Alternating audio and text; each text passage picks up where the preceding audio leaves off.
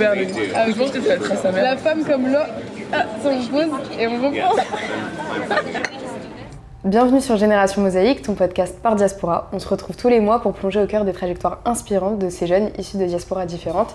Et aujourd'hui, c'est avec Victoria qu'on tourne cet épisode. Salut Victoria. Hello, coucou Fania. Ça va? Bah oui, de ouf, je suis trop contente. Moi aussi, je suis archi contente. Est-ce que tu peux te présenter pour commencer cet épisode? Ouais, carrément. Bah écoutez, je m'appelle Victoria Neto. Je suis scénariste et réalisatrice et de base je suis d'Orléans et ça fait maintenant 4 ans que je suis sur Paris et que je démarre ma carrière dans le cinéma.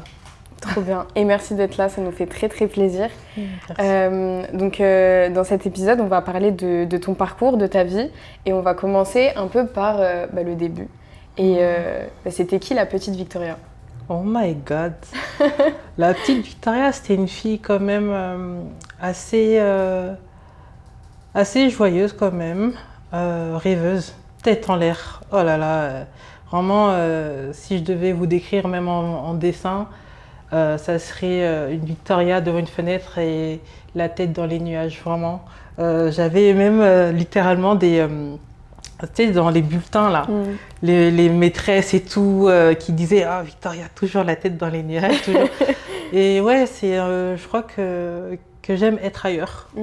Donc, j'avais déjà une imagination très débordante.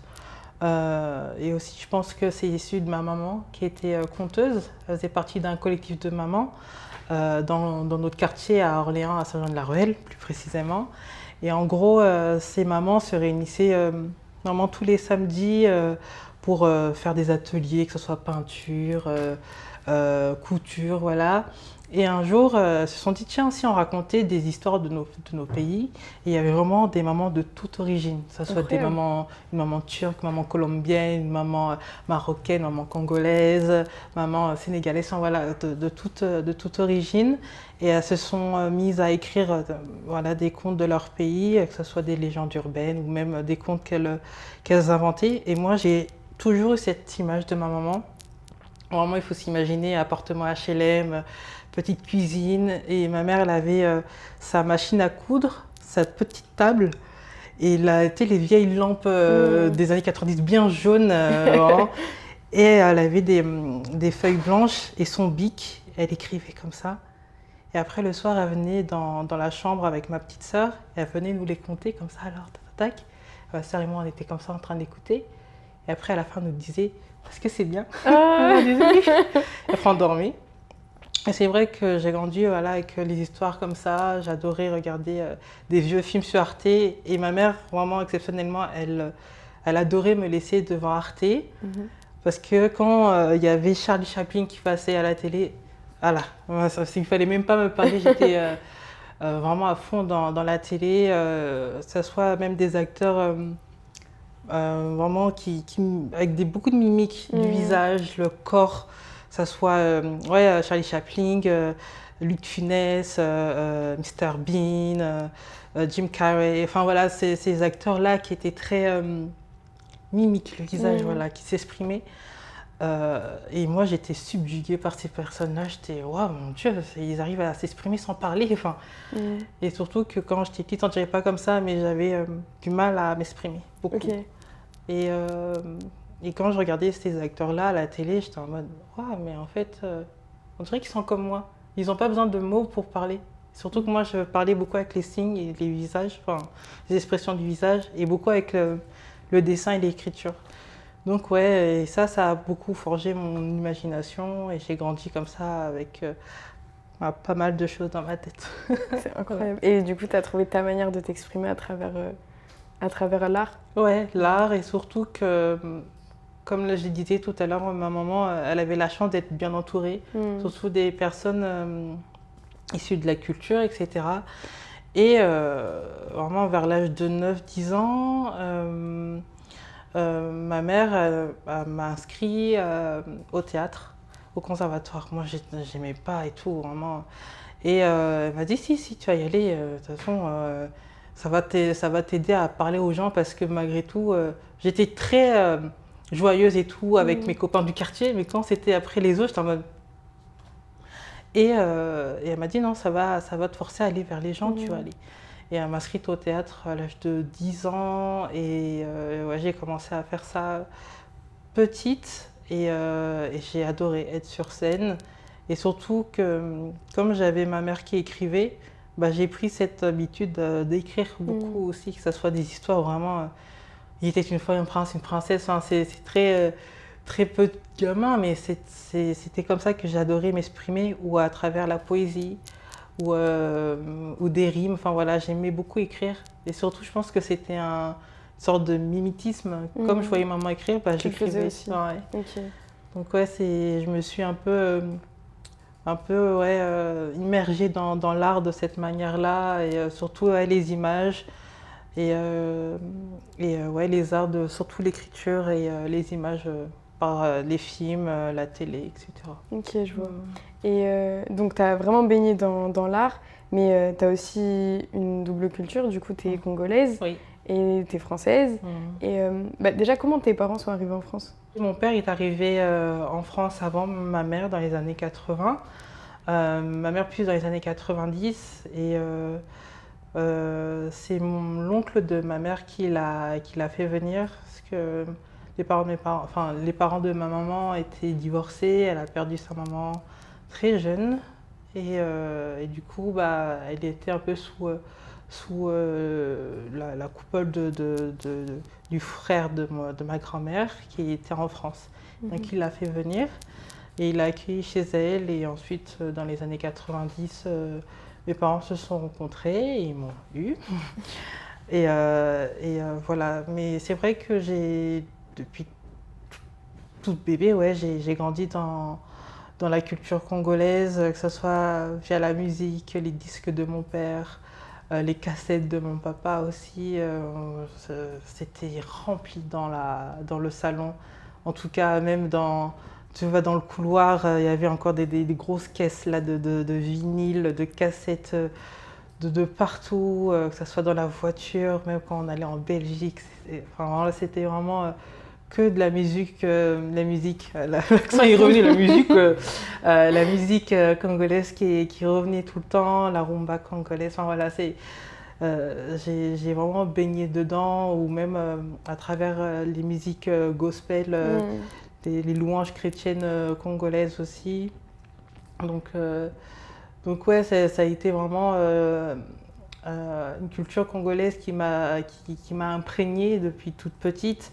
Que ce soit via même la déco de ma mère, les pagnes de ma maman, et puis même le style. Ma mère a détesté nous habiller comme de n'importe quoi. C'était hors de question qu'on sorte de la maison habillé comme avec... Même s'il y avait un petit trou, elle dit on va changer ça, tu sors pas comme ça. C'était même les chaussures cirées, enfin voilà, c'était vraiment en mode on sort sapé, genre.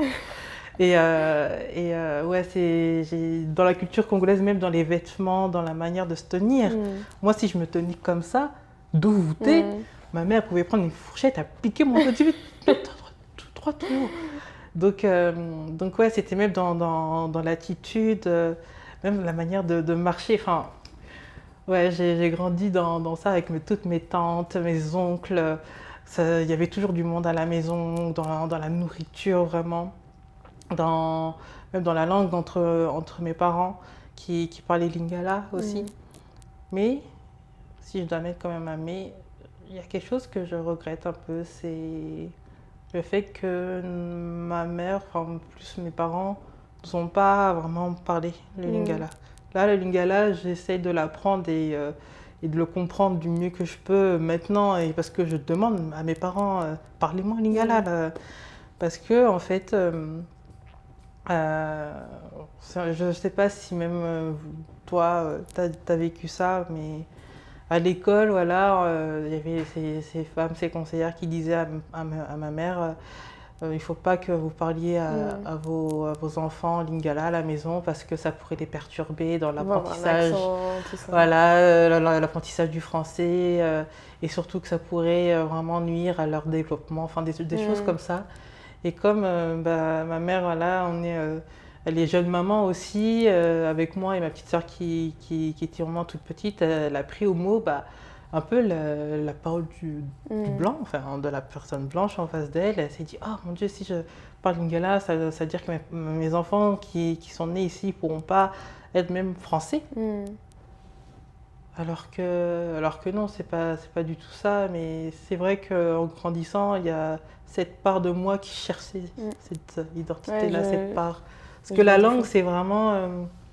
c'est plus que même juste le fait que je sois congolaise, c'est viscéral, c'est dans l'ADN, c'est dans le sang, c'est... C'est même la manière de penser, en vrai. Bah oui, tu penses dans ta langue, et en fait, on t'interdit même de penser dans ta langue, de t'exprimer dans ta langue. Et c'est ça que maintenant, dans mes films, j'intègre toujours le lingala. Je demande la collaboration de ma mère pour m'aider même à parler la langue, me dire maman comment on traduit cette phrase ou comment même tu le dirais, montre-moi même comment on écrit, je veux voir l'orthographe de lingala, je veux l'apprendre. Parce que je suis en recherche, mais d'une manière... et je le vois aussi avec ma sœur, ma petite sœur qui elle est dans la musique. Okay. Et qui maintenant, elle compose aussi, elle chante en lingala. Et franchement, j'adore, enfin, c'est trop bien qu'on soit dans cette recherche-là. Mais quand on compare avec mes cousins ou d'autres personnes qui ont grandi, qui parlent même lingala comme le français, c'est vrai qu'il y a quand même une petite part de « oh, j'aurais aimé aussi tu vois. C'est un peu frustrant parce que nos parents, ils ont fait au mieux, parce qu'on leur a dit que c'était comme ça et qu'eux, ils voulaient notre bien.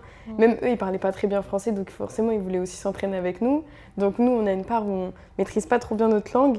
Et en fait, quand à chaque fois, on nous dit « ouais, mais t'es pas que français », et ouais, mais je parle pas la langue, ou je parle pas très bien, ou j'ai un accent. Et même quand tu vas au pays, quand tu vas au bled, les gens ils entendent. Oui. Ah ouais, le français. Ah, t'es la française. Toi, tu es pas congolaise. Non, toi, tu viens d'Europe, des enfants d'Europe, tu vois. Un jour, je me souviens, je devais aller. Enfin, ma grand-mère, elle a une boutique et elle me dit va chercher une bouteille d'eau dans le hanout. Enfin, c'est comme ça qu'on appelle l'épicerie à côté. Je vais chez le monsieur, toute contente avec mes dirhams dans la main. Je lui dis en arabe je veux une bouteille d'eau et là, il me regarde fait ah ouais, toi, tu viens de France. Hein. Et là, je suis devenue toute rouge. J'ai fait ouais. Mais en fait, j'avais appris la phrase et j'étais fière de le dire et il m'a cassé direct dans mon délire. Non, mais c'est fou. Et puis même si tu mets tous les efforts du monde pour bien le parler, le dire les mots correctement, ils vont toujours détecter ça à l'oreille. Et puis même, je sais pas si tu as eu cette sensation, parce que moi, je le ressens, ça soit à travers mes oncles qui me disent toi là, ton lingala, c'est trop français, là trop lingala naba e. Ça veut dire le lingala avec beaucoup de e, genre tu vois.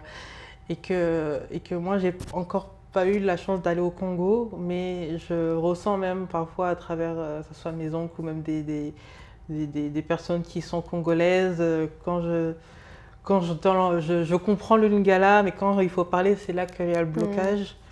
Et que je ne sais pas si tu as eu ce genre de situation, même avec des potes blancs, il faut le dire, hein, il ne faut pas avoir honte de dire le mot blanc, que c'est des personnes, tu vois, ils sont déjà allés en Afrique, comme moi, toi, je ne suis jamais encore allée. Ils sont allés, je sais pas, une fois à Dakar ou je sais pas, et que tu leur dis, bah moi, je suis pas encore allée, ils vont dire, ah, mais tu devrais y aller, c'est important. Ils te font même la leçon. Tu dis, mais attends. Tu sais, certes, évidemment, il faudrait que j'y aille, mais il faut comprendre pourquoi je n'y suis pas encore allée, pourquoi même mes parents, depuis plus de 40 ans en France, ne sont pas retournés. Et il y a encore pas mal de traumatismes liés à ça. Dans les années 90, il y avait la guerre civile. Mes parents ne sont pas encore retournés, même s'il y a encore nos familles qui sont encore là-bas. Ça reste quand même assez difficile, les billets sont chers. Il y a une sorte aussi de réticence à retourner là-bas aussi. Et aussi le fait que le pourquoi mes parents ne nous ont pas appris aussi le lingala, ce truc de vouloir s'intégrer à fond dans la France.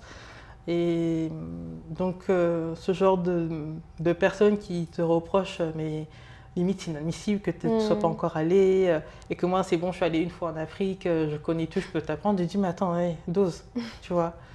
Et c'est ça me vrai. fait plaisir de dire ça parce que j'ai eu ce genre de réflexion d'une personne qui est allée, je sais pas, peut-être 2-3 fois, je sais pas, en Afrique et il a commencé à me faire le côté presque moralisateur ou pas cool. Mais non, je vais pas aller aussi loin. Bah, en mais vrai, on peut répéter des schémas de tu colons, vois, même et aujourd'hui. même cette façon de te regarder un peu, tu vois, sans dire, mais attends, dose, tu vois. Donc, mais en tout cas, moi, ça me fait du bien d'en parler et il fallait que C'est ça l'espace sorte. Mais non, c'est vrai parce que les gens, ils pensent, enfin, surtout quand il y a des personnes qui n'ont pas un parcours migratoire, elles pensent que l'immigration, c'est juste on a changé de pays. Ouais. Mais il y a un déracinement. Nos parents, ils ont souffert. Dire au revoir à sa famille, à son quotidien, pour aller dans un autre pays, même si on a toutes les meilleures idées du monde, ça reste un déracinement. Et c'est vrai qu'il y a des gens qui peuvent avoir du dédain, de la condescendance vis-à-vis de notre rapport à notre pays, mais ça, il n'y a que nous qui pouvons le juger. Personne d'autre peut le faire. Et même au sein même de nos communautés, il y a un peu de jugement. Ah, toi, tu vas pas au bled? Ouais. T'es bizarre, toi, pourquoi Moi, j'y vais tous les ans. Ah, j'y vais tous les 3 mois, j'en sais rien, tu vois. Mais chacun a son rapport à son pays d'origine parce qu'on a tous des identités multiples et des récits particuliers. Et je pense que c'est aussi ça le piège de comment on raconte l'immigration. Quand on raconte l'immigration, c'est toujours des chiffres. Du coup, on pense que c'est monolithique. Enfin, c'est la même chose pour tout le monde. Alors qu'en vrai, moi, j'ai pas la même histoire que toi. J'ai pas la même histoire que d'autres personnes qui ont la même origine que moi. Et c'est pour ça que nos rapports à nos pays sont différents. Mais ça, les gens, ils l'oublient trop. Et du coup, ça nous fait du mal après. Ouais. Mais ouais. Ouais, c'est très joliment dit et puis très vrai ce que tu dis. Et mais sachez que mon envie d'aller là-bas et même d'investir et de développer au Congo est une envie grandissante et que je manifeste déjà en le disant, donc ça va se faire et ça fait partie de ma liste à cocher là prochainement. Donc, Et on te le souhaite. Ouais, vraiment. Ben, merci. Merci, je prends. Ensuite, on va passer à une deuxième partie. Et en fait, on a un concept qui s'appelle cliché ou vérité. Donc, on va dire des phrases. Et toi, tu nous dis si c'est un cliché ou une vérité ou si c'est les deux à nuancer. Okay. À toi de nous dire, ok? Vas-y. Alors, la première phrase, c'est « Les Congolais sont des trompeurs ». Seigneur. My goodness. Cliché ou vérité, ça? Ou les deux? Ah. En vrai? Je veux pas dire, vas-y, non, mais il faut pas trop généraliser, mais... les Africains, genre vraiment, ils aiment trop la femme, ils aiment trop la chair. Hein, ils aiment trop les bonnes femmes, genre. Donc non, ouais, je dirais, ouais, ce mélange de... Il y a du cliché, mais ce cliché aussi issu d'une certaine vérité. Mais après, évidemment, il ne faut pas généraliser. Les Congolais sont hyper fidèles. Il y en a, hein, il y en a. Même s'ils aiment bien danser le dombolo, tout ça là, mais ils aiment aussi leur partenaire et ils peuvent être fidèles à la femme qu'ils aiment. Donc oui, je pense que certes, il y a ce cliché-là sur les Congolais, mais je sais qu'il y en a quand même des exceptions qui sont très bien. Et moi, je te crois. Ouais, très bien. Deuxième phrase, tu parlais de danse, ils ont le rythme dans la peau. Ah bah oui. Bah, attendez. Vous parlez à qui là? Non mais oui, enfin, enfin, pour moi même la danse c'est culturel, ça fait partie de, je sais pas, de notre identité aussi. C'est une manière d'expression, même d'identité, même de se comprendre. Il y a, là tout à l'heure je te parlais de la rumba congolaise. Franchement, même dans les mariages, même à l'époque, quand j'étais petite, quand mon papa mettait ses disques de Papa Wemba où il dansait avec ma maman au salon comme ça, que ça soit même les disques de Kofi, les cafés, j'allais dire, les cassettes que mon papa nous mettait à la télé, tu voyais, ils dansaient en groupe, que ce soit dans les concerts, dans des fêtes, c'est vraiment la danse qui prime avec les rythmes, les chansons congolaises, c'est très viscéral, c'est ici, tu vois, donc Donc oui, évidemment, on a le rythme dans la peau, of course. Mais même, je dirais que, et j'ai lu ça là dernièrement, mais genre la joie, c'est aussi une manière de résister, surtout dans le contexte actuel. Oh oui. Et tu vois, il y a plein d'artistes congolais notamment qui mettent sur le devant de la scène la musique congolaise. Et c'est aussi une manière de résister et de dire qu'on existe, de ne pas effacer votre héritage et voilà, et de mettre aussi, de dénoncer ce qui se passe.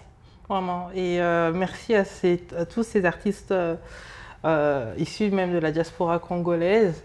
C'est pas pour me la péter, mais on est quand même un peu de numéro 1 là dans les charts et tout. J'ai pas, et merci. Voilà, vous dansez bien sur nos chansons, donc ouais. Non, c'est cool. Et puis ça nous motive et ça nous donne du courage, je pense. Et que je pense que même la population qui sont aussi encore au Congo, je pense qu'ils sont fiers aussi que ça résonne au-delà des frontières, en fait.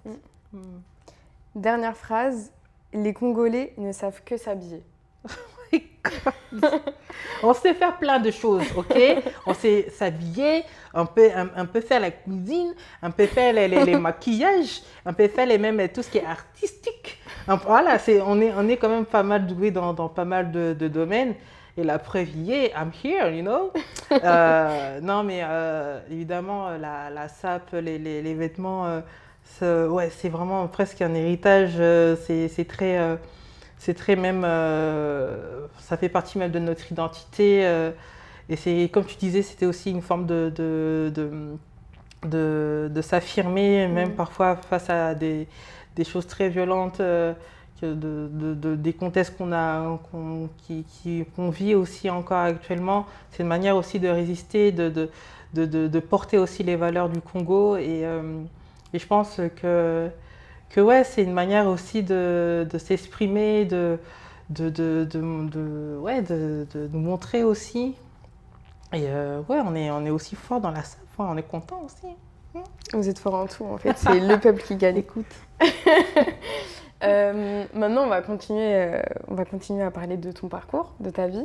Donc, comme tu l'as dit, tu es réalisatrice. Et du coup, tu t'es orientée vers un domaine artistique. Sauf qu'en général, quand on est issu de l'immigration, nos parents, ils nous orientent plus vers des métiers dits sérieux, entre gros guillemets. Hein. Ingénieur, avocat, médecin, etc. Toi, comment tu t'es orientée vers ça? Est-ce qu'il y a eu des réticences, notamment de ta famille? Comment ça s'est passé?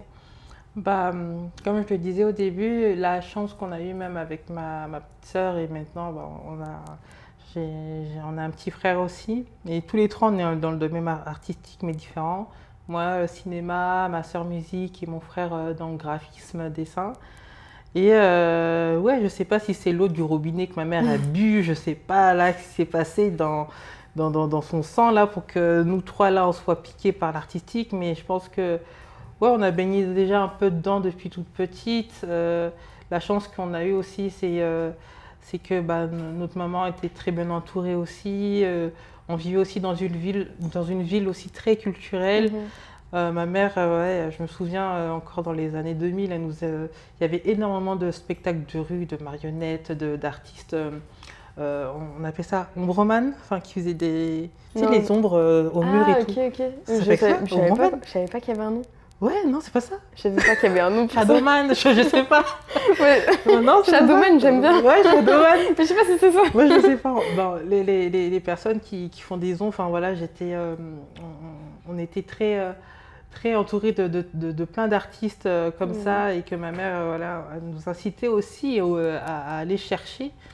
Mais c'est vrai qu'il y avait ce truc-là de quand même, il faut réussir à l'école.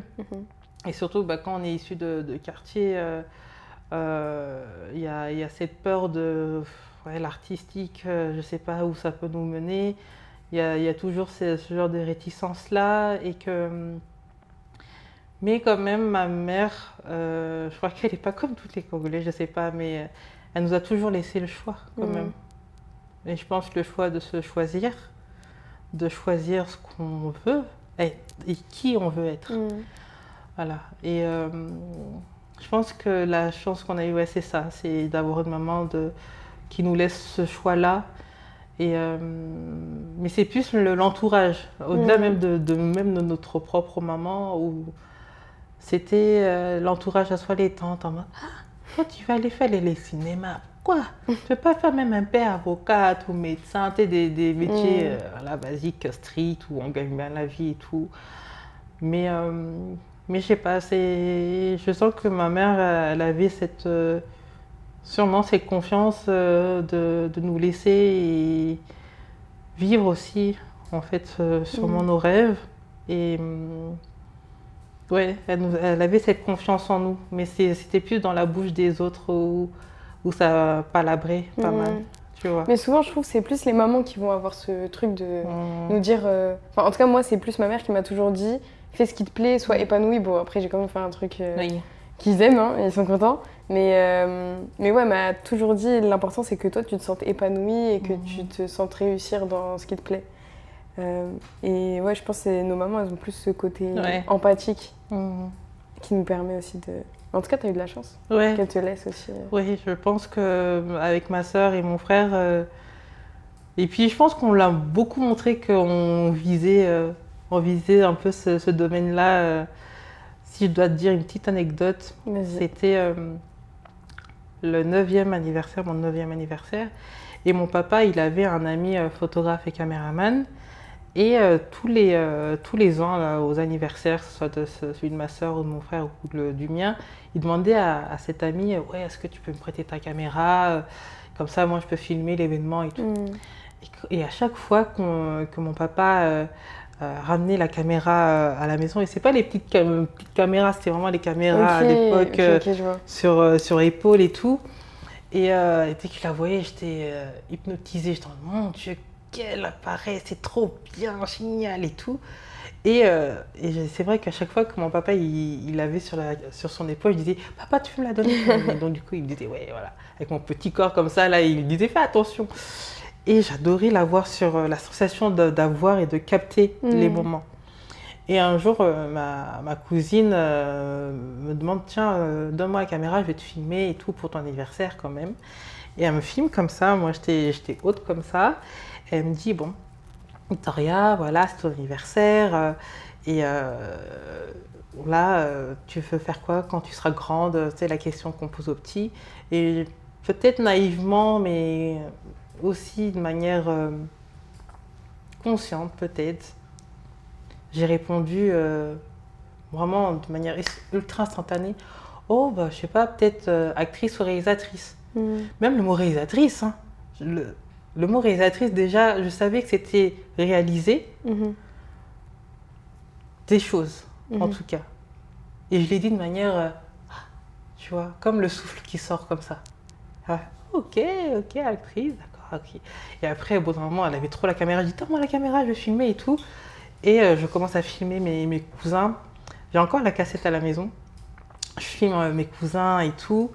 Et mes cousins, ils étaient tous dans la chambre. Et je leur dis, tiens, venez, on fait un film d'horreur. La folle que je suis là, avec mon imagination. Et je commence à filmer. Je dis, toi, vas-y, essaie de faire waouh. Et moi, avec la caméra, je vais faire ça. Et toi, tu vas faire ça. Et toi, tu vas marcher comme ça. Et tu vois, des petites, même si je ne savais pas trop ce que c'était, mais c'est déjà presque de la direction d'acteur, enfin bref. Mais j'adorais ça déjà. Et ça, c'est resté, même si après, en grandissant, évidemment, en plus, je suis l'aînée de la famille, il y avait ce truc de, bon, il faut quand même montrer l'exemple, voilà, j'ai grandi comme ça. T'inquiète, tu l'aînée aussi. Ouais, t'es l'aînée, on vient venir au club. Donc, il y avait ce truc de pression aussi qu'on nous met sur nous, mais aussi qu'on se l'impose aussi, parce que voilà, il faut qu'on puisse rendre fiers les parents, qu'on puisse montrer l'exemple au petit frère qui suit derrière. Et certes, j'ai continué après dans les études, même si c'était pas trop ça et que l'envie de faire du cinéma m'appelait tout le temps. Mais vraiment... Parce qu'au début, tu as fait quoi comme études? Au début, voilà, j'ai fait lycée classique, etc. Après, j'ai redoublé quand même ma seconde. On m'a envoyé... je suis passée de seconde générale à seconde pro. J'ai fait voilà, toute ma scolarité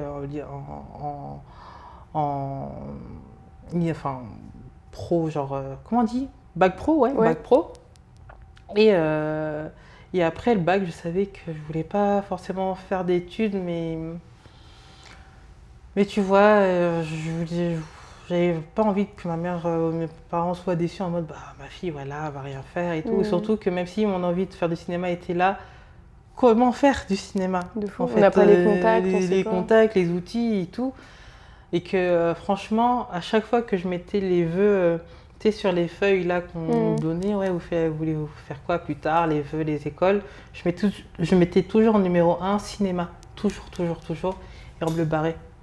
En fait, on me disait, mais ouais, n'importe quoi, tu as soit dirige-toi vers quelque chose de plus concret, tu vois. En fait, on t'autorisait même pas à rêver. Ah bah non, mais pas du tout.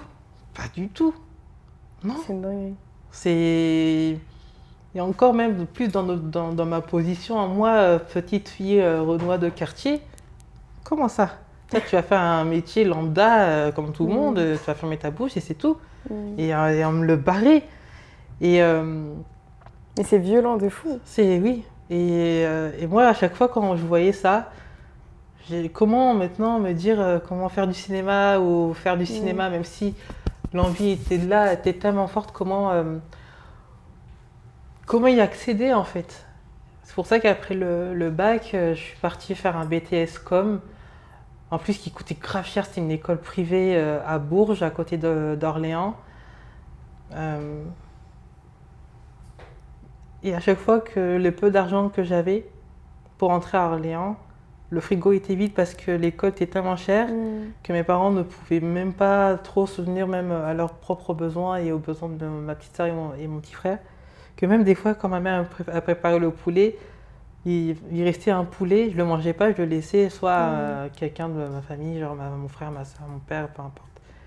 Et ça, je disais hors de question que je fais vieux. Enfin, c'est à cause de moi là, ils se mettent dans des difficultés là. Je veux plus ça. Enfin, donc j'ai stoppé là ces études là, BTS là, en communication. Et je suis partie.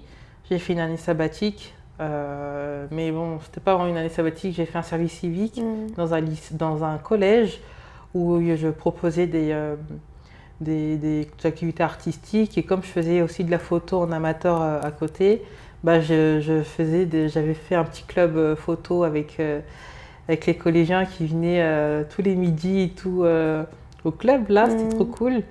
Et après ça, quand même, je me suis dit, bon Victoria, il faut que tu reprennes tes études. Ça serait pas mal quand même, parce que voilà, il faut montrer l'exemple, enfin, voilà. Ça revenait toujours. Et je suis partie en licence Histoire de l'art à Tours. Okay. J'avais des bons résultats quand même, mais je savais que c'était pas là que je devais être. Il y avait tu sais, ce truc de... T'es pas à ta place. T'es pas à ta place. Ouais. T'es là, tu sais pas, t'as un truc qui te gêne dans ton corps, dans l'espace où que tu es, c'est pas ça. Et là, je raconte beaucoup d'anecdotes, mais une anecdote c'est le lieu pour. Ouais, qui, je pense, sera le commencement du pourquoi même on est là et du pourquoi je fais du cinéma. J'étais à la veille de mon partiel d'anglais et je regardais pour un milliard de fois ma série préférée qui s'appelle Chewing Gum de Michael Coel. C'est une productrice, scénariste, actrice, metteur en scène noire britannique. Et voilà, c'est extraordinaire même son parcours de vie, comment elle a accédé aujourd'hui, m'a beaucoup inspirée. Donc du coup, j'ai regardé cette série vraiment en mode waouh, j'aimerais trop faire ce qu'elle fait et tout, elle est trop forte. Et surtout qu'à cette époque-là, il y avait aussi pas mal d'auteurs et autrices noirs qui popaient, que ce soit Maïmouna Doucouré, que ce soit Ouda Biamina avec Divine, Issa Rae avec Insecure, Ava DuVernay, enfin voilà, toutes ces femmes-là qui m'ont donné ces impulsions, quand j'ai vu, j'ai dit mais waouh, elles sont extraordinaires ces femmes, c'est possible en fait, c'est trop bien. Et donc du coup, j'avais ma série, mes copies doubles, mes fiches de révision.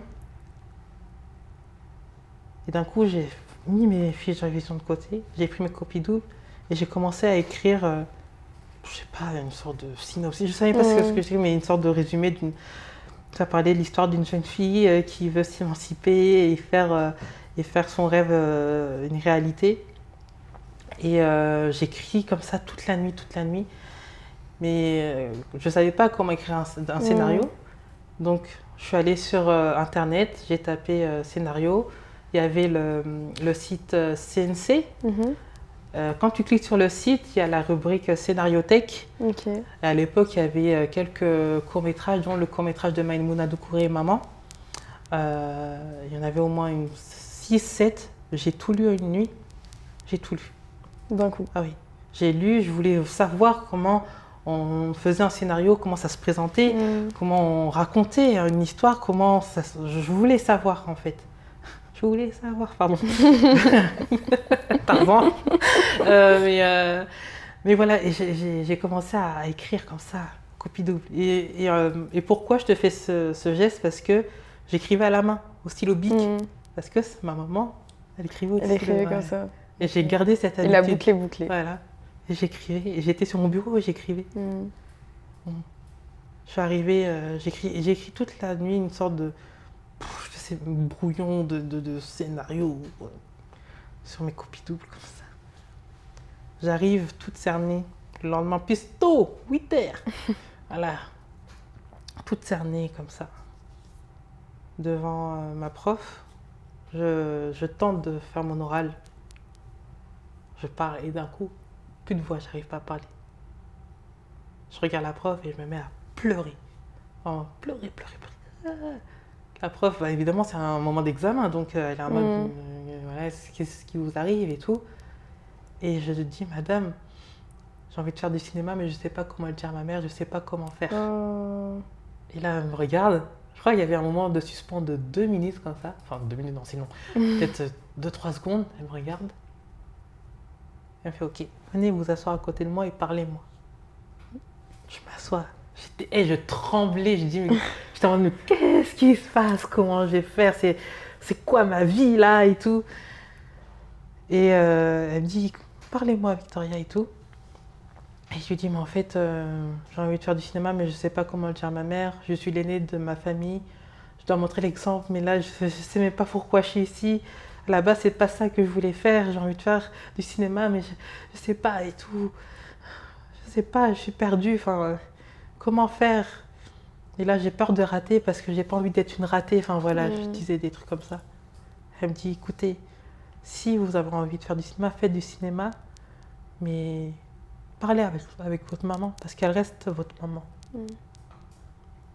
Et moi, j'étais, comment faire? Parce que je lui dis, mais j'ai peur qu'elle soit déçue de moi. Je suis censée montrer l'exemple, non? Je suis censée être bien. La grande sœur qui rate pas. Et du coup, je lui dis à cette prof, j'ai pas envie d'être une ratée. J'ai pas envie qu'elle soit déçue, ma mère. Et elle me dit, mais ça reste votre maman. Dans tous les cas, je pense qu'elle pourra vous écouter. Parlez avec votre maman, parlez-lui. Elle me parle comme ça.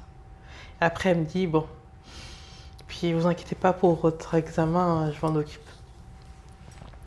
Archi sympa la prof. Ah, cette prof. Ça arrive. Parce que cette prof, j'en ai pas fini avec cette femme extraordinaire. Je rentre à la maison, c'était un vendredi.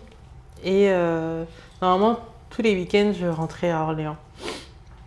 Cette fois-ci, là, j'avais pas le courage de rentrer. Surtout que j'avais raté tous mes examens de la journée. De toute façon, c'était mort.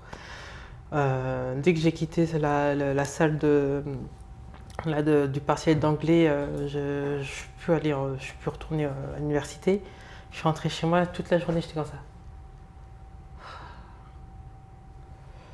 Et normalement, ma mère, elle me dit, bon, du coup, tu arrives à quelle heure à la maison et tout? Et là, je lui ai pas répondu. Et je faisais des tourniquets dans ma chambre. Petite chambre étudiante, 18 mètres carrés, dans une vieille résidence, là, à Tours, à côté d'une forêt, on dirait la forêt interdite dans Harry Potter, là, mais voilà. Et le soir arrive, je prends mon téléphone, Et j'envoie à maman. Pardonne-moi, maman, j'arrête l'université. J'ai envie de faire du cinéma. J'espère que tu comprendras, maman. J'espère que tu comprendras et j'espère que tu seras fière de moi. J'envoie et je balance mon téléphone dans le lit et et je crois que pendant au moins 1 heure, 2 heures, j'ai pas touché mon téléphone. J'étais restée dans mon lit, j'avais trop peur et tout de voir le message où ça se fait que ma mère elle allait m'engueuler, m'appeler et tout. J'ai dit non, je peux pas. Et bon, après au bout d'un moment, je reprends mon téléphone. Ma mère elle m'avait répondu. Je clique et ma mère elle me dit ok. Si tu as envie de faire du cinéma, fais du cinéma. Mais ça sera dur, ma fille. Mais si c'est ça que tu veux faire, vas-y. Et là, je lis le message et je suis en mode quoi? Moi qui pensais qu'elle allait me tuer et tout machin. Elle me dit vas-y. Et c'est comme si j'avais toute une charge sur mes épaules qui s'était envolée. Ah oui, vraiment. Hein. Et là, j'ai dit ok. C'est comme si maman me disait vas-y, le cinéma c'est ok, bénédiction. Je dis bah ok. Maintenant, comment faire du cinéma? Où aller? Que faire? Et là, j'ai commencé à taper sur Internet, sur mon ordi. Vraiment, littéralement, comment faire du cinéma? Et je sais pas, et je cherche et tout, et je tombe sur le site 1000 visages à Paris. Okay. C'est une association de Ouda Beramina qui a fait Divine, la réalisatrice de Divine. Et donc du coup, je regarde et c'est une asso qui œuvre à un peu ouvrir les portes aux jeunes qui ne sont pas du tout issus du cinéma pour leur donner des outils, etc. Et je dis, mais c'est pas fait pour moi et tout, trop bien. Maintenant, comment tu vas laisser à Paris maintenant? Je suis revenue à Orléans chez mes parents. J'avais dit à ma mère que j'avais été à l'université. Et j'ai commencé à travailler en usine. Donc j'ai tout fait, intérim, tout ça. Vraiment, tous les métiers qui vous passent par la tête, c'est ça, j'ai fait. J'ai mis de côté. En même temps aussi, j'avais repris mes études en théâtre au Conservatoire d'Orléans. Parce que je pensais encore que j'avais envie d'être actrice. Donc je me suis inscrite au théâtre. Et en même temps, je montais sur Paris et j'étais dans cet asso et j'ai rencontré tout plein de gens extraordinaires. Et dans cet asso, il y avait du coup des acteurs ultra célèbres, Oulaya Amra, Raphaël Quenard, enfin voilà, il y avait toutes ces personnes-là que j'ai pu rencontrer. Et donc voilà, j'avais plein d'activités, d'ateliers et tout qui étaient liés au cinéma, qui étaient vraiment top. Et en même temps, on avait aussi des tickets pour assister à des festivals de films. Et c'était la première fois que j'assistais à des festivals sur Paris de courts-métrages, et dont un qui s'appelle Ciné Banlieue. Okay. Je découvre un court-métrage d'un jeune qui avait fait la Fémis, la résidence. Et donc du coup, on va le voir, il dit ouais, bravo pour ton film et tout, il était trop bien, nanana. Et il nous dit bah vous devriez peut-être vous intéresser au programme La Résidence à la Fémis et tout. Et moi je dis c'est quoi la Fémis? Je regarde sur internet, je vois que c'est l'école de cinéma 6e mondiale, première en Europe. MDR, lol. Tu veux que moi je rentre dedans? Il y a encore quelques années, j'avais un prof qui voulait que je fasse, parce que ça aussi, ça m'avait touchée. Un prof en terminale qui avait convoqué ma mère et parce que j'avais des mauvais résultats en maths. Il convoque ma mère dans son bureau là, sous les combles là, trop moche en plus. Et il installe ma mère et moi, il a mon dossier devant ses yeux et il nous dit là, Victoria, elle n'a pas des bons résultats en maths et tout. Je pense qu'elle devrait se diriger vers un CAP ménage. Et il dit ça devant ma mère qui est aussi femme de ménage. Et là, il y avait un silence dans le bureau et je vois ma mère en plus, tu sais, enfin, je sais pas si tu vois, mais tu sais, les mamans parfois elles sont un peu comme ça. Ma mère était comme ça et je regarde le prof. Je fais comme ça. Je dis, hein? C'est AP Ménage. Parce qu'il y avait vraiment un lycée à Orléans qui proposait, c'est pas AP Ménage, mais c'était un truc femme de service, enfin, voilà, ce qui est lié à tout ce qui est nettoyage de surface, voilà. Et après, il dit ça devant ma mère et tout, devrait se diriger vers un CAP Ménage, voilà, parce que, et puis je pense qu'elle n'aura pas son bac, enfin voilà. Il dit ça devant ma mère, je suis en mode, oh, ok. Ma mère et moi, on sort dans ce bureau, et durant tout le chemin, on prend le bus et tout, elle me parle pas, elle parle pas. Et là, ça m'avait resté dans la tête, hein. J'ai dit, ok, il pense que je vais pas avoir mon bac, que je vais faire un CAP Ménage, voilà. J'ai eu mon bac avec mention. Et là, j'ai commencé à vraiment me dire, Victoria, si c'est ça ton rêve, vas-y, fonce dans le cinéma. Quand ce jeune homme-là nous a dit, ouais, Victoria, tente de faire la FEMIS, etc., que j'ai vu le nom, la renommée de l'école, j'étais en mode, mais c'est impossible. Il y a encore quelques années, ce prof-là me disait non. N'importe quoi, cinéma, avec vos résultats de maths et tout. Il me dit, tiens quand même, je te donne le numéro de la responsable du programme La Résidence à la FEMIS. Tente de l'appeler, de te renseigner. Donc j'appelle et tout. Et elle me dit, ok, bon, si tu as envie de faire la FEMIS, de tenter le concours, n'hésite pas, mais essaie de te forger, fais tes films, de rencontre des gens et que quand tu te sentiras prête, vas-y. Et je garde son numéro là en mode bon. Et les années passent, je continue quand même le conservatoire à Orléans et le Covid est arrivé. Pendant le Covid, je suis tombée en dépression. En grave dépression. J'avais un pote à moi avec qui on avait rencontré ce jeune réalisateur, lui qui avait réussi à rentrer à la FEMIS avant moi. Et en plus, autour de moi, il y avait plein de gens qui réussissaient un petit peu, dont ma petite sœur dans la musique. Elle avait fait The Voice à l'époque, enfin bref, elle avait fait plein de trucs. Mon pote qui réussit à rentrer dans l'école, la FEMIS. J'avais des potes à moi, mes cousins qui réussissaient dans le foot ou dans les domaines qu'ils voulaient. Et moi, j'étais coincée dans mon lit. J'arrivais pas à sortir, j'arrivais même pas, même sortir de mon lit et faire quelques pas pour aller faire pipi. Hein. Rien, même pour ça. C'était très dur, surtout que je suis tombée malade en 2019, une maladie qui normalement à 24 ans, 25 ans, normalement, on n'est pas censé tomber malade. Non, normalement, on est censé vivre une jeunesse épanouie. Mais je suis tombée malade. Et en plus d'être malade, j'étais en dépression. Et ma mère, des fois, elle rentrait dans ma chambre comme ça, elle disait, mais Victoria, qu'est-ce que tu fais? Je pensais que tu voulais faire du cinéma. Pourquoi là, t'es là dans le lit là? Qu'est-ce que tu fais? J'arrivais même pas à lui dire. C'était très dur cette période-là, que j'avais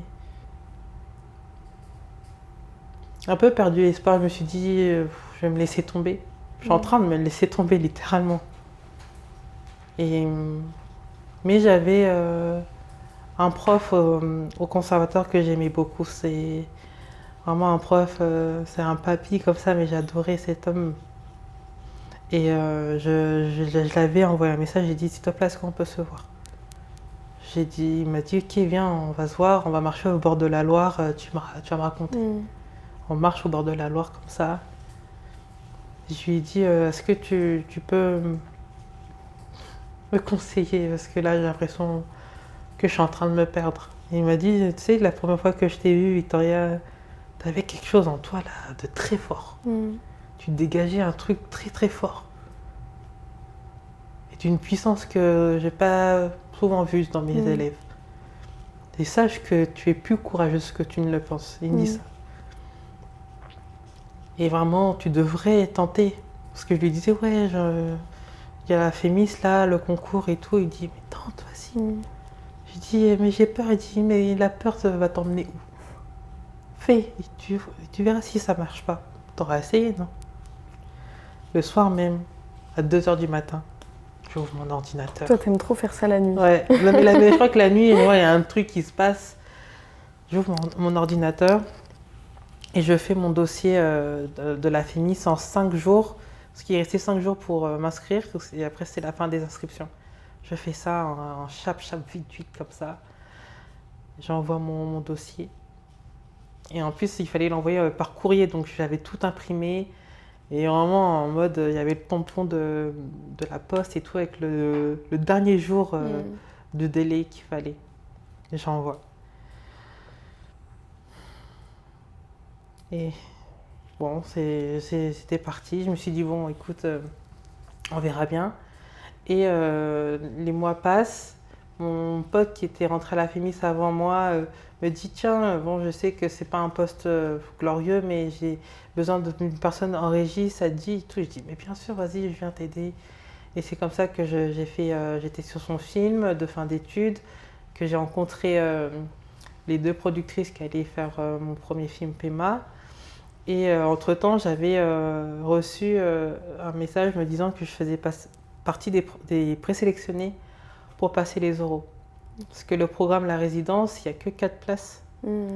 Et pour une centaine de candidatures. Et les présélections, c'est 9 candidats pour 4 places. Okay. Et je faisais partie des 9. Et j'étais en mode, mais waouh! Incroyable. Ok. Je passe l'oral. Et tout se passe bien. Enfin voilà. Un jury de blanc. Voilà. Voilà. Je raconte mon histoire, je raconte mon envie de faire du cinéma, je raconte toutes mes références de femmes noires qui m'ont inspirée, de films et tout. Et que c'est vers ça que je tends et que peut-être à mon échelle, j'ai envie aussi que ces références-là que vous ne connaissez pas, que plus tard vous dites, vous posiez même plus la question. J'ai dit ça. Je sors de la salle, c'était un oral de 30 minutes et moi, je pensais qu'on allait avoir le résultat peut-être le lendemain.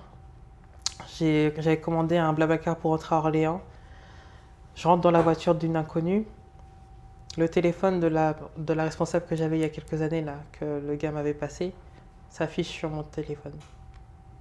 Je réponds, je dis allô. Elle fait oui, bonjour. Voilà, je suis la responsable de la FEMIS et tout. Je vous appelle. Et allez, non, prends du temps. Hein. Voilà, c'était pour vous dire que voilà, vous êtes admise à la FEMIS. Et là, imaginez-vous, hein, on est dans une voiture d'une inconnue, la fille, elle ne me connaît pas, on ne se connaît pas, je viens de dire bonjour à cette fille, on conduit dans Paris, là, dans les bouchons, là, prend le périph'. Je raccroche avec cette femme. Paf, je pleure. La dame, là, me regarde, qu'est-ce qui vous arrive ? Et je suis en train de je lui raconte l'histoire que je suis en train de te dire là. Et je suis rentrée à la FEMIS. Et juste avant de rentrer à la FEMIS, en fait, ils font un peu comme les États-Unis. Ils nous envoient une enveloppe là en mode félicitations, vous êtes admises et tout. Je vois cette enveloppe, je l'ouvre et j'étais dans ma chambre. Et je vois mon nom avec la date de la rentrée, etc. Je lève la tête et je vois que dans mon lit, il y avait un creux comme ça. C'était littéralement l'empreinte de ma dépression dans mon lit. J'ai vu ça et c'est là que j'ai eu l'idée d'écrire PEMA. Okay. Et que j'ai développé à la FEMIS et que j'ai réalisé à la FEMIS et que c'était mon film de fin d'études. Et c'est comme ça ça a commencé. Incroyable. Voilà, c'était un peu long, j'ai envie de t'applaudir là. C'est incroyable. Et waouh, c'est une dingue. Là, j'étais grave dans le film. Mais du coup, tu as évolué dans un monde du cinéma qui est assez fermé. Et c'était comment d'être une femme noire issue de quartier dans ce monde-là? Comment déjà, même rien que dans la FEMIS, à la rentrée, on fait une photo de la nouvelle promo. Et cette photo-là, elle a été après publiée sur les réseaux. Et je me souviens très bien de l'engouement que ça a pris même sur les réseaux, de plein de gens que je connaissais en mode ah, regarde là, la noire, là, c'est Victoria et tout, tu nous représentes et tout, machin, nanana. Et j'étais un peu en mode waouh, pression. J'ai eu en mode. Enfin, j'avais pas envie d'être non plus la porte-parole. Enfin, je suis juste une fille qui tente, qui essaye. Et que là, je me retrouve à être la femme noire qui représente tout le peuple africain, là, la Fémis. Donc ouais, déjà rien que ça. Et puis même dans cette école, tu nous comptes sur les doigts de la main, hein, quand même. Et ça, j'en avais fait aussi écho dans mon bilan de fin d'année, devant le jury à la fin d'année, quand pour l'obtention de ton diplôme. J'avais dit ça serait super que même l'école puisse diffuser au-delà même de Paris, même dans des écoles, collèges, lycées de quartiers de banlieue, aller aussi vers ces personnes pour montrer qu'il y a la possibilité pour ces gens qui rêvent de cinéma pensant que c'est impossible, qui peuvent y accéder. Parce que regardez-moi, moi je suis là aussi.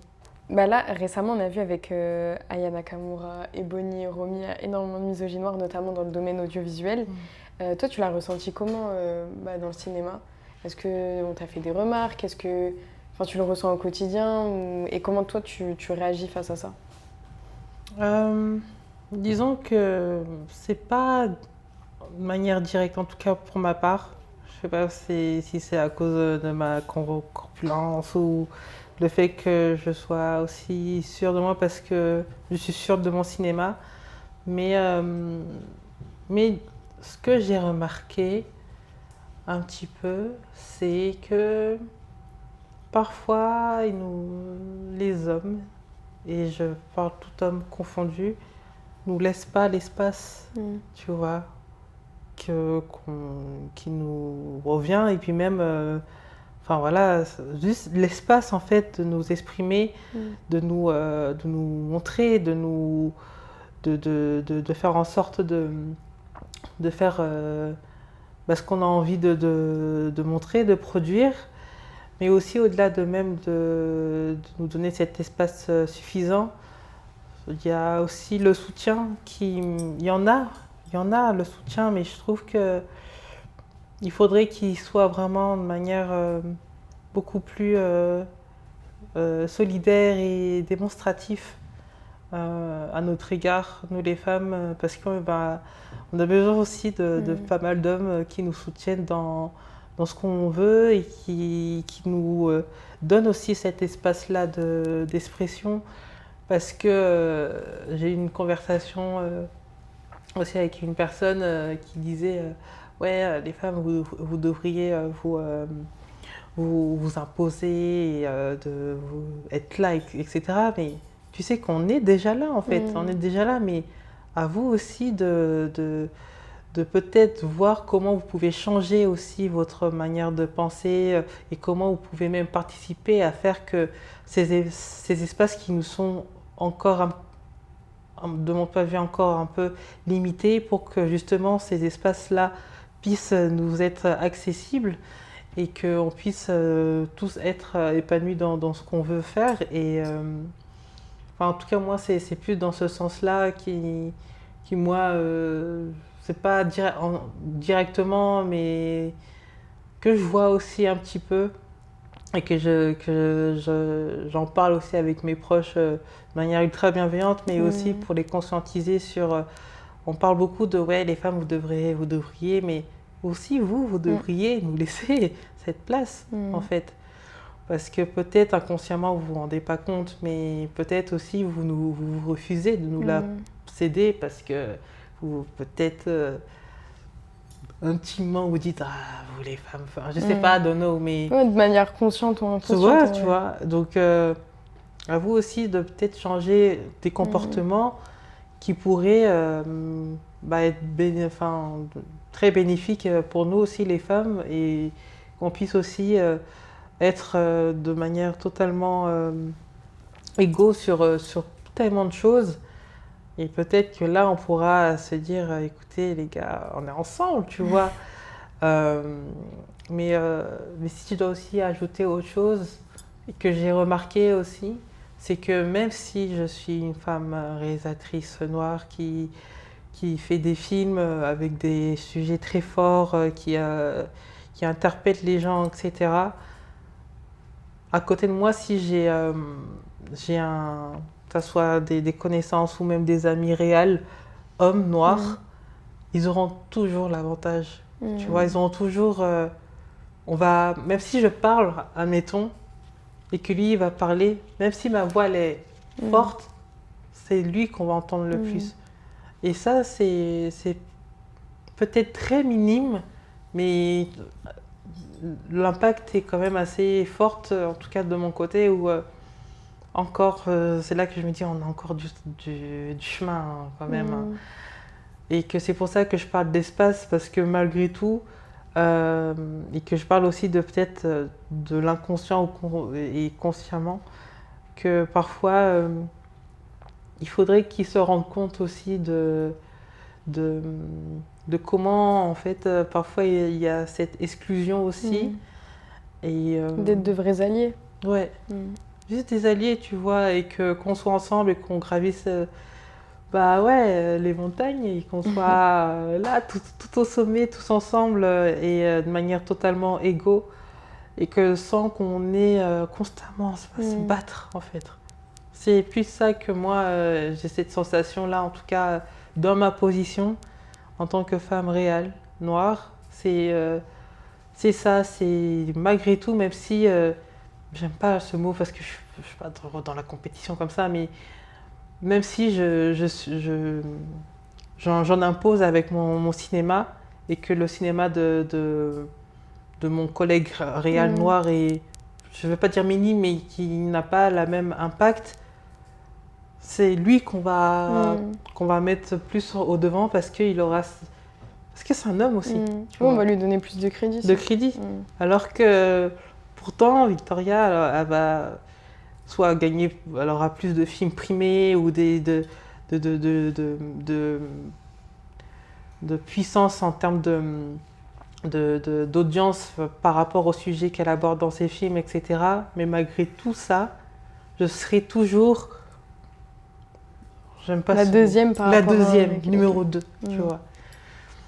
Mais voilà, je parle plus de ça, de juste donner plus d'espace et peut-être changer des comportements, en tout cas du côté de l'homme, pour qu'il nous cède plus cet espace-là et qu'on puisse être tous ensemble, tu vois. Donc, si je dois répondre un peu à cette question, je dirais ça. Ok, merci. Et le cinéma, c'est un peu c'est raconter nos histoires, nos vécus. Comment toi, tu racontes justement nos histoires? Comment tu essaies de représenter ça? Tout à l'heure, tu parlais du lingala que tu incorpores toujours dans tes productions. Mais est-ce que tu as d'autres manières de le faire? Et comment tu le fais? Est-ce que c'est essentiel pour toi? Ouais, ça peut être tout bête, ça soit des situations de vie. Moi, j'aime raconter la vie, en tout cas dans mes films. Et je me sers aussi du vécu, de ce que je connais aussi. Et que je pense qu'on peut s'identifier, ça peut être tout bête, mais on a sûrement eu à la maison le fait de le matin, tu vas prendre ta douche, il n'y a plus d'eau chaude. Tu vas dans la cuisine, tu fais quoi? Tu fais bouillir l'eau et tu mets dans le seau. Rien que ça, tu vois, ça va rappeler des souvenirs. Ah ouais, c'est vrai, nous aussi à l'époque et tout, l'eau chaude et tout, au seau, on se lavait comme ça, on était accroupis et tout, avec le gobelet là, on était là comme ça. C'est ce genre de situation et de scènes et d'anecdotes que j'utilise pour narrer mes films et j'aime nourrir de vraies situations que je pense qu'on a tous un peu vécu ou par exemple, là, si je dois citer aussi dans Pema, ma vraie maman, elle avait du mal à dire juste le mot psychologue. Elle disait psychologue, tu vois. Et quand le film est sorti et qu'il y avait cette scène-là dans le film où la maman n'arrive pas même à dire le mot psychologue parce que au Congo, il n'y a pas de psychologue, tu vois. Il y avait toute la salle qui avait ri dans le sens, mais ouais, ma mère aussi, j'ai fait la même faute et tout. En fait, c'est dans des petites choses comme ça, dans des détails, dans même la manière dont j'écris mes personnages, de la manière dont je les décris, que leur trajectoire aussi dans mes récits. Je pense qu'il fait déjà on s'attache aux personnages, à leur vie, et que je suis très très proche de ma vérité aussi. Ouais, tu gardes un truc authentique en fait. Très très authentique tout le temps, tout le temps, tout le temps. Et que ça soit même dans la mise en scène ou dans le choix de déco, ça peut être très bête, mais même la télé cathédrale avec les napperons en dentelle. Ma mère, elle mettait des napperons en dentelle partout. Au-dessus de la télé, tu voyais. Tu vois, exactement. Ouais, on voyait à peine les visages des acteurs et tout. Les napperons en dentelle, les rideaux et tout.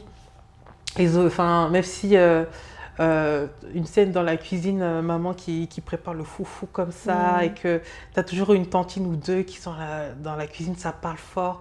C'est ce genre de scène de vie que j'aime, qui moi m'a marqué parce que voilà, j'ai toujours vécu dans ce genre d'ambiance, que j'aime incorporer dans mes films parce que j'aime raconter la vie et être au plus proche de ce que je connais, de ce que j'ai vu. Et ouais, c'est de cette façon-là que peut-être on peut s'identifier aussi au récit que je raconte. Ok, je vois. Et est-ce que tu trouves que la France, par rapport à d'autres pays, elle est un peu en retard au niveau de la représentativité?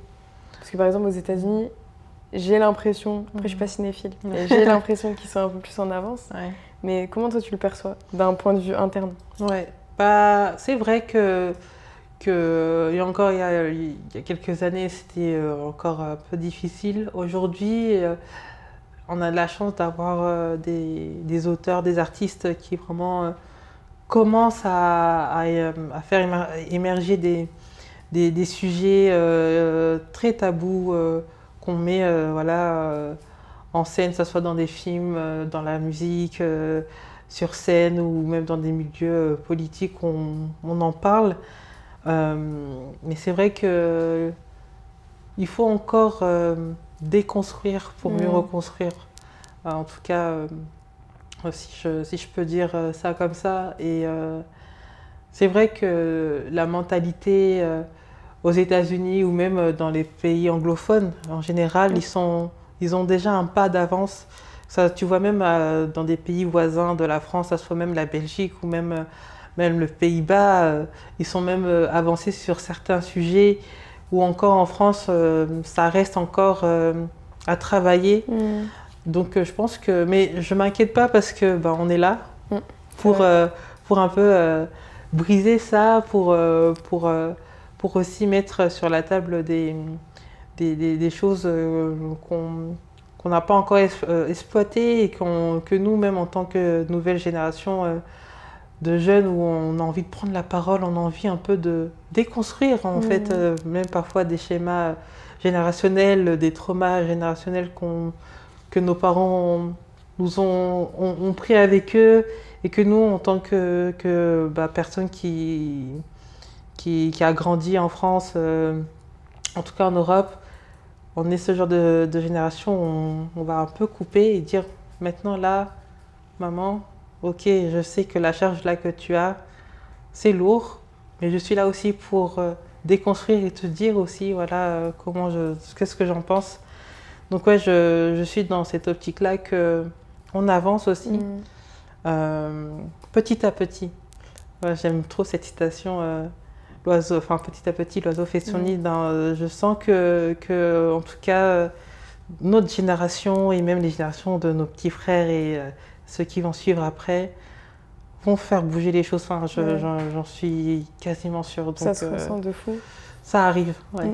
Ça se ressent de fou, je le vois avec les jeunes et tout, ils sont beaucoup plus... Ah ouais, de fou. Ils ont de l'énergie, et après je pense qu'il y a aussi le truc des réseaux sociaux qui fait que ça stimule énormément, ça rapproche... En fait, c'est assez paradoxal parce que d'une certaine manière, ça déconnecte les gens de la réalité, mais en même temps ça rapproche beaucoup et ça permet de partager énormément de connaissances, d'idées, et de rassembler les foules. Et je pense que c'est un peu ça notre force. Oui. Il faut faire attention, mais je pense que c'est ça notre force. Il faut puiser un peu dans tout ça. Oui, complètement, ouais, d'accord. Et j'ai 2 dernières questions. On finit toujours le podcast avec ces dernières questions. La première, c'est quoi ta définition de l'immigration ? Ça peut être une phrase, un mot, une image, un film, si tu veux, une musique, ce que tu veux. Oh my God. Tic-tac. Non, pour moi, si je devais décrire aussi l'immigration et de ce que je ressens vraiment, pour moi, je dirais, enfin c'est tout bête, c'est pas bête, mais c'est le mot qui me vient, c'est communauté, et même, pardon, j'ai même 2 mots, et partage. Il y a ce truc où il faut vraiment essayer de ne pas diaboliser l'immigration comme on est en train de le faire là. On tend à nous diviser alors que le monde on est en train de vouloir se rassembler et on veut nous diviser. Et je pense que c'est plus cette image-là C'est pour ça que je pense que le premier mot qui est venu en tête, c'est le mot communauté, c'est dans le sens où l'humain devrait être en communauté, en communion, ensemble, que être divisé. Et c'est ça, moi, j'espère que nous, la nouvelle génération, on va prôner ça et qu'on va maintenir l'image que j'ai de se tenir la main ensemble, parce que on veut vraiment nous diviser, on veut vraiment nous mettre un peu l'un contre l'autre. Et je pense que si on arrive à garder vraiment ce côté communion, communauté et de partage et de solidarité, je pense qu'on pourra vaincre tellement de choses ensemble. Et j'espère que vraiment l'amour qu'on a pour l'autre, en tout cas, peu importe d'où on vient, vraiment, peu importe qui tu es, d'où tu viens, l'humain primera vraiment surtout l'humain et l'amour de l'autre aussi, vraiment. Et j'espère que ça va atterrir dans les oreilles de gens qui veulent juste ne pas partager cette philosophie-là, en fait. Donc, franchement, restons solidaires c'est essentiel. Et ensemble, et combattons vraiment toute ce mal-là qui veut s'emparer de notre joie, de notre lumière. C'est archi beau. Genre moi, ça m'émeut de fou ce que tu dis. Mais ouais, c'est archi beau. Et est-ce que tu aurais une recommandation de livre, de podcast, de vidéo, de musique, quelque chose qui t'a donné de la force ou qui te donne encore de la force au quotidien? Ouais, de ouf. Là, en ce moment, j'écoute une artiste qui s'appelle Afa, donc A2FA. Elle a sorti là un album qui est superbe, et quand je l'écoute, elle me donne du courage parce qu'elle parle vraiment de situations, de choses qui nous touchent, qui peut nous toucher vraiment tous, que ce soit une femme ou un homme, que ce soit, c'est vraiment des situations où elle parle quand tu rencontres des problèmes d'argent, quand tu te sens seule, quand tu as envie de réussir, continue de te battre. Et j'avoue qu'elle a des paroles très encourageantes dans ses chansons et qui donnent aussi la pêche, mais en même temps qui tend aussi à pousser sa réflexion aussi sur notre quotidien et notre manière de vivre. Et je vous encourage à aller écouter ce qu'elle fait parce qu'elle est vraiment superbe. Donc, on va l'écouter. Afa, vraiment force à elle aussi. On va aller écouter ça. Là, c'est la fin du podcast. Merci beaucoup. Ah, merci Maria, merci Diaspora. Franchement, là, vous êtes un média de ouf, vous êtes extraordinaire. Donnez la force vraiment à ces personnes il mérite de ouf. Donc, et donner de la bravo. force aussi, elle mérite de ouf. Et franchement, c'était top. Merci de l'invitation. Bah, Je merci à suis toi. comblée. Vraiment, merci. C'était un plaisir, c'était hyper intéressant. Du coup, merci à l'équipe d'avoir filmé. Merci Sarah, merci Naofel, merci Chris, merci Yacine, merci à l'équipe Diaspora qui est derrière dans les backgrounds. Merci à vous d'avoir écouté ou d'avoir regardé cet épisode. On se retrouve le mois prochain pour un épisode soit de Daron, soit de Génération Mosaïque. Et on vous fait plein de bisous. Salut! Ciao!